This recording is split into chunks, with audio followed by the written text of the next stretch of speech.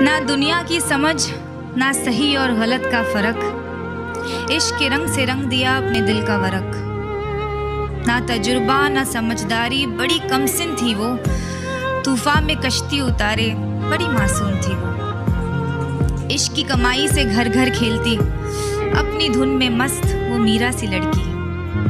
चांद से दिल लगाकर जमी से वफाएं मांगती, हवाओं से लड़ने वाली वो पतंग सी लड़की।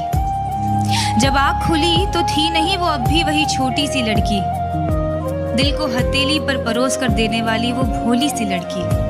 कहते हैं कुछ भारी सा गुजरा था उसके नरम से सीने के ऊपर से, अब जरा नाप तोल कर हंसती है वो मनमौजी सी लड़की। हकीकत दरवाजे पर दस्तक दे रही थी, भला पलक झपकाती तो किसके लिए वो सपनों जैसी लड़की। समेट कर अपनी आबरू फिर कलम उठाएगी, खुद अपनी कहानी लिखेगी वो जिद्दी सी लड़की।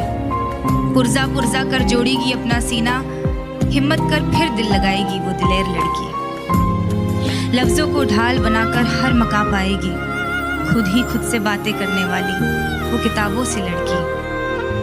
तीखी सी मीठी सी वो हिरनी सी लड़की, आईने में देखूं तो मुझ जैसी ही वो मुझ जैसी लड़की।